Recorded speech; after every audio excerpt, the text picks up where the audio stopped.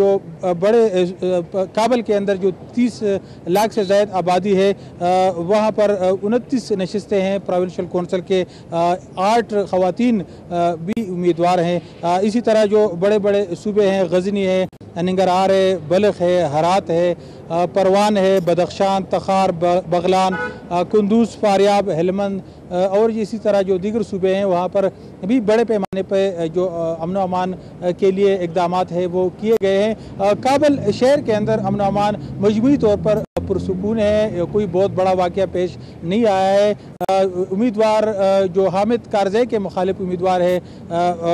Doctor Ashraf Ghani اور doctor عبداللہ مسلسل حامد کارزئی کو تنقید کا نشانہ بنا رہے ہیں کہ وہ سرکاری وسائل کا استعمال کر رہے ہیں۔ افغانستان کے جو دوسرا صدارتی انتخاب ہے اس حوالے سے ہم آج نیوز کی ٹیم نے یہاں سے مسلسل کوریج کی ہے۔ اس وقت بھی ہمارے ساتھ جو شہاب الدین جو ہمارے رپورٹر ہیں ہم ان سے بات کریں گے کہ اس وقت طالبان کی جانب سے گزشتہ روز جو دھمکیاں ملی ہے اس کے نتیجے میں کابل شہر کے اندر بھی سیکیورٹی کافی سخت کر دی گئی ہے۔ ان سے بات کریں گے کہ کیا طالبان کی جانب سے جو دھمکیاں ملی ہے اس کے بعد سے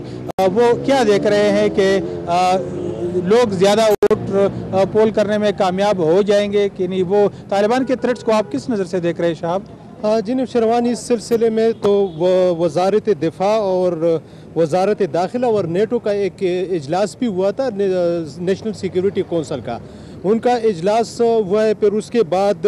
ظاہر نظیمی جو ترجمان ہے وزارت دفاع کے، انہوں نے ایک بریفنگ بھی دیا اور ان کا کہنا تھا کہ تقریباً 34 ایسے اضلاع ہیں 34 صوبوں میں کہ جہاں پر اسی طرح طالبان کی دھمکیاں ہیں، تھریٹس ہے، تو وہاں پر الیکشن کرانا ذرا ناممکن ہے۔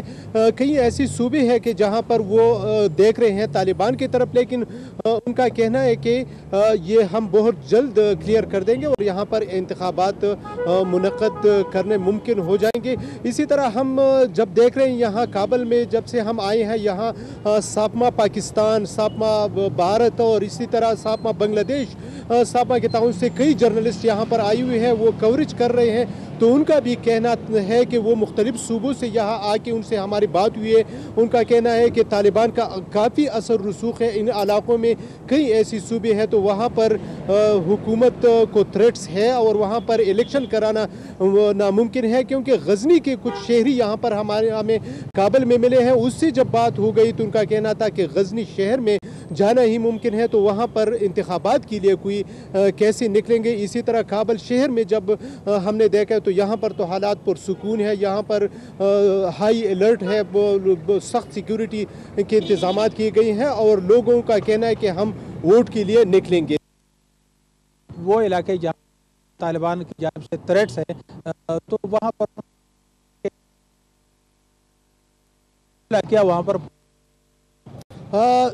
الیکشن کمیشن کے مطابق تو وہاں پر انہوں نے عملہ اور بیلٹ باکس اور یہ پہنچائے ہیں پہلے سے، لیکن وہاں پر ان کا بھی یہی کہنا ہے کہ سیکیورٹی فورسز اور طالبان اس کے درمیان میں وہ بات کریں گے، تو جہاں پر طالبان کے طرف سے تھریٹس ہے تو وہاں پر وہ ان کے کوشش ہے کہ وہاں پر 20 تاریخ کی صبح وہ وہاں پر انتخابات کرانے میں کامیاب ہو جائیں۔ اور اس کے علاوہ الیکشن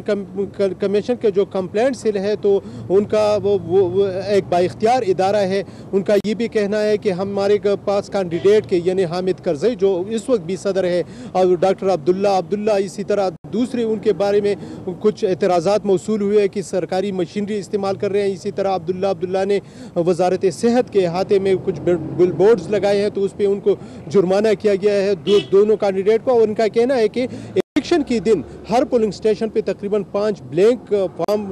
پڑے ہوں گے جو ایجنٹس ہیں صدارتی امیدواروں کے اور دوسروں کے، تو وہ اس پہ وہ اعتراضات دے سکتے، جو ویلڈ اعتراض ہو تو اس کے بارے میں وہ ان کے پاس اختیار ہے کہ اچھا صاحب، یہ کہ جو الیکشن کمیشن کی جانب سے کیا انتظامات ہیں، امیدوار ایک دوسرے پہ اعتراضات کر رہے ہیں، لیکن سیاسی طور پر اگر آپ دیکھیں اس وقت کابل کے اندر 3 اہم شخصیات کے نام لیے جا رہے ہیں۔ ایک میں قاسم فہیم ہے جو سابق وزیر دفاع ہے، اس طرح کریم خلیلی ہے ہزار بیلٹ سے ہیں، قاسم فہیم خود سے، اور اسی طرح جو ازبک کو ساتھ ملانے کے حاصل کرنے کے لیے جنرل رشید دو کابل گزشتہ روز کرزئی کو زیادہ ووٹ مل سکتے ہیں؟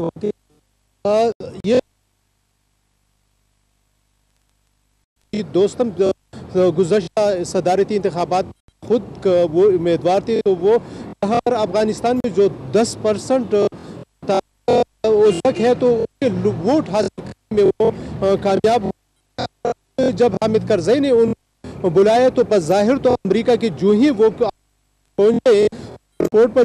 اتر گئی تو ایئرپورٹ سے باہر نکلی ان کے